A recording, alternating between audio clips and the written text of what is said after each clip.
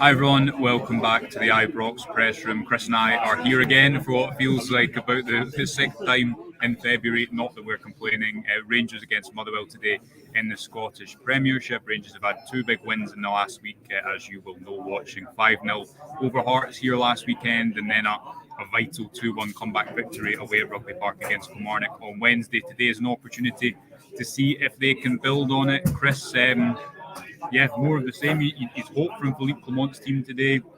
They've beaten third in the league. They've beaten fourth in the league, haven't gone top. And I think today promises if they can start fast again to be another good win at Ibrox. But yeah, no easy games at this stage of the season. I won't say it's big 3 points because they're all big 3 points. But before we get into the team, what are you expecting from the game today? Expecting 3 points, hopefully. I think we spoke a lot last week about the importance of being able to overcome Hearts, and then that tricky game down at Kelly. There was so much focus on that, given Rangers history down there. I think the way they managed to come through that should have done a lot for the confidence. I think it tells a lot about the mentality, it tells a lot about the quality of certain players as well. This is a very different afternoon. Hopefully it's a bit more of a straightforward afternoon. Hopefully we're able to write our intros a lot earlier than we were on Wednesday night. But as you said, when you get to this stage of the season, it hypes up. Every game carries bigger significance, more significance on it. And so fingers crossed Rangers can get the job done, and then it's very much all attention's on Tynecastle tomorrow. Yeah, let's read the Rangers team. I guessed 10 out of 11, so for a Clement team, I'm pretty happy with that. Jack Butland in goals, no major surprises in the back four. James Tavernier, Connor Goldson, John Souttar, and Ridvan Yilmaz returns. I think we could have put our mortgage on Ridvan Yilmaz coming back into the team today. Nico Raskin comes in for his first start, Chris, in over a month next to John Lundstrom. We'll speak about him soon. Presume that means that Mohamed Diomande moves up to play the number 10 position. Clement said on a few occasions that he can play the number 6, number 8 or number 10 role in the midfield. We saw him make his full Rangers debut against Ayr United here in the Scottish Cup in the number 10 position. So he presumably moves up one in midfield. I think it'll be Ross McCausland off the left and Dujon Sterling off the right, but it could be either. The reason I think that is Sterling has predominantly played on the right. He's played on the left sporadically, and he played off the right here last week, whereas McCausland has come off the bench. Or I think last week against Hearts, he ended the game from the left. There's been too much football to remember. And Cyril Dessers, who is in fantastic scoring form at Ibrox. No surprises to see him there. I'll read the bench quickly as well. It's McCrory, Silva, Jack, Lawrence, Scott's right, Ruth, Davies, Balogun and Barisic. Tom Lawrence is fine after Kilmarnock. Oscar Cortez unfortunately is not. A few attacking options there for Rangers. Ryan Jack back in contention as well. Chris, I mean, what stands out for me, actually, we maybe start with the fact that Nico Raskin comes in for his first start in just over a month. It's not been plain sailing for him this season. I tweeted out this morning that if Raskin isn't going to get minutes now, then you start to ask questions as to why not. Is it something coming back from injury? Is there something behind the scenes that has led to him not playing games? I presume not. I presume it's just been about getting his fitness back. He's someone who could do with a good performance though today in the midfield, isn't he? I mean, how do you see that midfield selection? I think if you're almost at the stage, if he wasn't starting in a game like today, Motherwell Ibrox, with all respect to Motherwell, you're not just asking questions about what the situation is for this season. You're almost questioning, does the manager fancy him for longer term? This is the type of game he should be able to come into, make an impression. And I think we all like the idea of Nico Raskin. I think we've all been impressed at times over the course of his Rangers career. It's just not quite. It's not been the season that we expected. He's not kicked on in the manner that we assumed he would do after those first couple of months at the club. So, as you say, I think he really needs a performance. It's been a really stop-start season for him, both in terms of form and in terms of fitness. Not surprised to see him come back in. I think this is a good game for him. Hopefully he can get on the ball a lot, he can make things happen. He's obviously a guy in John Lundstrom who's in brilliant form, so there's no, that partnership is not a new one. And I think there's also a lot of focus on the guys ahead of them. Sterling, we know what he can do. Diomande is one of the key flavours of the month at present. Fans really impressed with him, but really interested to see how Nico does. But it's got the feel of a big afternoon for him. Yeah, and position of the pitch that Rangers were really light in. Now they have an abundance of options. options in there, and if you could get Raskin back to something resembling better form than he's been in as of late, then I'm sure Clement would welcome that. The Motherwell team, Chris, I'll read that out to you just now as well. It's Kelly, O'Donnell, McGinn, Mugabe, Casey, Blaney, I think it's pronounced Ravkoski, Miller, Spittle, Vale and Bear. Motherwell obviously held Celtic to a 1-1 scoreline until extra time last week. Clement made a point of saying in yesterday's press conference that they're obviously the third highest scorers in the league, which surprised me as well. It was 1-0 here earlier in the season. That was not a great game. I wasn't here. I was watching it on holiday, and after 15 minutes, I think Rangers went ahead through a deflected Desper's goal, and you think, okay, let's see what today holds. And it didn't hold much more than that. It didn't hold much more than that. Let's talk about what we talk about next. The left wing position. I've seen a couple of people saying, why is Silva not playing there? He played there for PSV. I think there's two reasons, Chris. One is that Clement is rotating those two players at number 9, and he wants them fresh for that position. If you start to play Silva, I know we saw him come on at number 10 last week, but I think that was maybe to try that out alongside Dessers, but also to try and keep Dessers on to get his hat-trick. I think Clement will want to keep Silva as fresh as possible to play at number 9, and also if he's playing on the left, it's different playing in the left at a 4-3-3 as he did at PSV compared to a 4-4-2 here. Here he'd be tasked with tracking back and helping his fullback out. He'd spend too much time in his own half. So I think unless Rangers change their shape somewhat, that's not going to happen. Abdallah Sima is someone who can just go up and down consistently, and he's got that within his game. Whereas I think Sylvie wants to keep him in the opposition half, or around the opposition box as much as possible.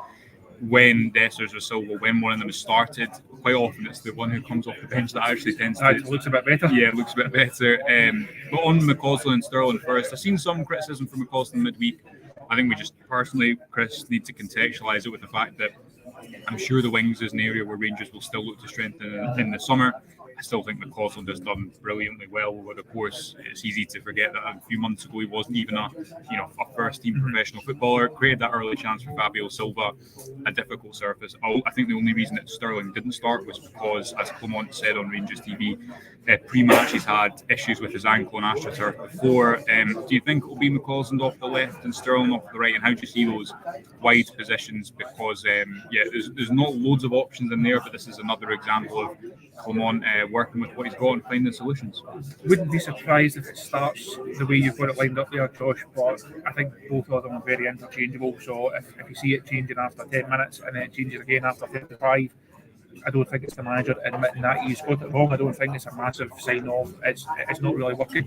I think both of them very capable of playing on either side. Numbers have been depleted in that area of the pitch, unfortunately. So he is short of options. It's not the best set-up, but it should be a set-up that's more than good enough to go and get the only 3 points against Motherwell. I know people would like to see Silva in there, but to me that feeds into this fascination that some Rangers fans have of playing players in positions that are not at their best. And go and play Tav in the middle of the pitch, or go and play Tav at right wing. Well, he's been very or striker. Don't forget striker. He's been very, very effective. I think we can say if I'm right back, we'll just play him in his strongest position. I think that comes into play with Fabio Silva as well. The manager said as soon as he was signed, he's here to play number 9. That's where he sees him. And you also have to look at the bench. Your only other recognised centre forward is Kamar Roof. If you had Roof and you had Danilo and maybe someone else that could chip in, you can maybe then afford to play Silva from the left hand side. If you play Silva from the left from the start, who then starts on Thursday night, you have to manage the minutes of both of them. You only have 2 number 9s that you can guarantee will get through the minutes. If you're going to do that, you have to be very careful with him. It's not as if he has loads and loads of options through the middle of the pitch. So I think it's something that in theory could work, but it's a risk the manager just can't afford to take. That he has to be smart with various areas of the squad. Has to be smart with players, and that's why we're not going to see Silva starting games on that left hand side. Yeah, Ridvan Yilmaz comes back in at left back. No surprise there. If you want to read or watch more about him, we've got an extra podcast which is on the YouTube feed as well as an article taking a bit of a closer look at Ridvan Yilmaz, who Clement was speaking about yesterday, with some interesting comments at his press conference saying he's a fighter and we need fighters. I'm not surprised that he comes back in for a game at Ibrox, although I heard a lot of people say would it not make more sense to play Barisic at Ibrox. I actually think that Ridvan, especially with the situation on the wings, and because of where opponents, especially if Motherwell play a three at the back today, the space is often left to the fullbacks. That's why Ridvan's influence has been so keenly felt, because he's got the licence, as we covered last week, to go and disrupt defences in a variety of ways. You should also mention that Stephen Davis is going to be, I was going to say unveiled, he's not going to be unveiled. Unfortunately not. Unfortunately not. It'd be great to have a Stephen Davis, 28-year-old Stephen Davis in this Rangers team. Goodbye to the Ibrox crowd in about half an hour, Chris. Fitting. I remember when it was announced, and you and I were kind of speaking about how will they do it. Will they do a testimonial for him? I know he hadn't been here for 10 years. Will they do something at half time fitting that he gets to his moment with the fans, and hopefully it's a full house, as I'm sure it will be, with people hearing that news to say thank you to someone who's been an incredible player for Rangers, for some of my generation, one of the best. There's not been many, admittedly, but one of the best Rangers players I can remember watching. Definitely, I think if there's ever a guy who deserves a proper send off, it's Steve Davis. Must have had great servants. It's what I feel. Alan McGregor obviously got his moment towards the end of last season.